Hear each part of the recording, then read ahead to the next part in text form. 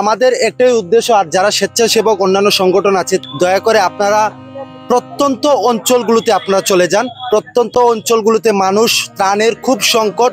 যারা বাড়িঘরের প্রজেক্ট আপনারা হাতে নিয়েছেন, আমাদের তো তেমন বাজেট নেই ভাই, নিজস্ব বাজেট নেই। যদি আমাদের নিজস্ব বাজেট থাকতো তাহলে আমরা এইসব উদ্যোগগুলো নিতাম। তারপরেও আমরা টিম 999-এর সকল মেম্বারদের নিয়ে আমরা একটা সিদ্ধান্তে যাব যে এসব মানুষের জন্য কি করা যায়। তাদের কাছে লাইফ জ্যাকেট আছে, সব কিছু আছে। আপনারা চাইলেই আপনারা সম্ভব।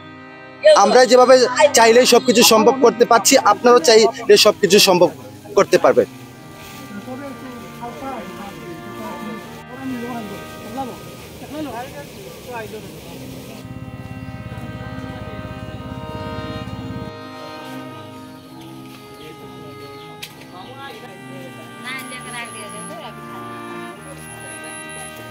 হ্যাঁ, আমি আজকে অত্যন্ত আনন্দিত যে আমি এই বর্ণাঢ্য মানুষের পাশে আমি এবং আমার টিম মেম্বারটা নিয়ে আমরা উপস্থিত হতে পেরেছি। আমাদের এই 999 টিমটি মৌলভীবাজার থেকে আজ আমরা এসেছি আতমপুর ইসলামপুর ইউনিয়নের কুরমাঘাটি ইউনিয়নে। অত্যন্ত এই অঞ্চলের প্রায় 900 মানুষের আমরা বর্ণাঢ্যের পাশে দাঁড়াতে পেরেছি, তাতেই আমাদের অনেক ভালো লাগছে।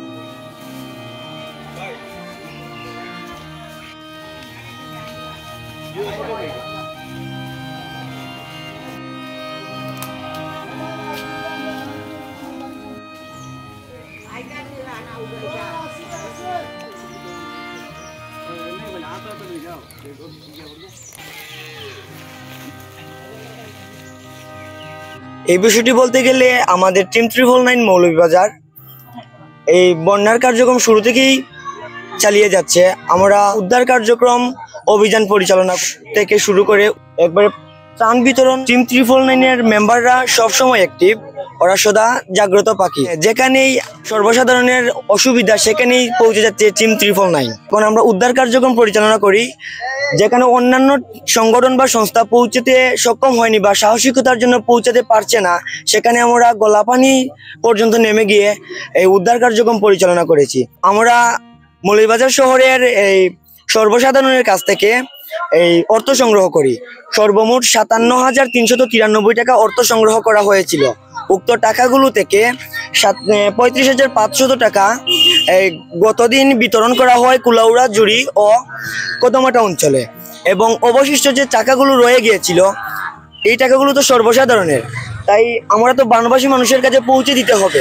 এর জন্যই এই ধারাবাহিকতায় আমরা তাদের ওই অবশিষ্ট অর্থগুলো থেকে আজ আমরা শুকনা খাবারের ব্যবস্থা করি। বন্যা কার্যক্রমে আমাদের টিম 999 মৌলভীবাজার সদর উপজেলার সদরের দুইটি উপজেলায় অলরেডি আমাদের উপহার সামগ্রী আমরা পৌঁছে দিয়েছি। তারই ধারাবাহিকতায় আজকে আমরা টিম 999 মৌলভীবাজার এসেছি কমলগঞ্জ উপজেলার ইসলামপুর ইউনিয়নের কুরমা চা বাগান এলাকায়।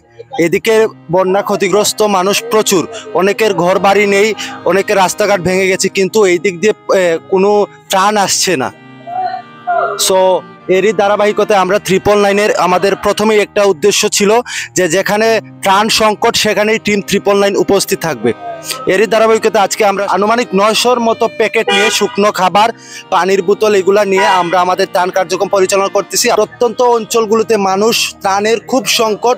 যারা বাড়িঘরের প্রজেক্ট আপনারা হাতে নিয়েছেন, আমাদের তো তেমন বাজেট নেই ভাই, নিজস্ব বাজেট নেই। যদি আমাদের নিজস্ব বাজেট থাকতো তাহলে আমরা এইসব উদ্যোগগুলো নিতাম। তারপরেও আমরা টিম 999-এর সকল মেম্বারদের নিয়ে আমরা একটা সিদ্ধান্তে যাব যে এসব মানুষের জন্য কি করা যায়।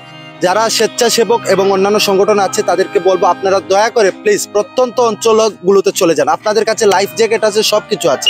আপনারা চাইলেই আপনারা সম্ভব। আমরা যেভাবে চাইলেই সবকিছু সম্ভব করতে পারছি, আপনারাও চাইলে সবকিছু সম্ভব করতে পারবেন।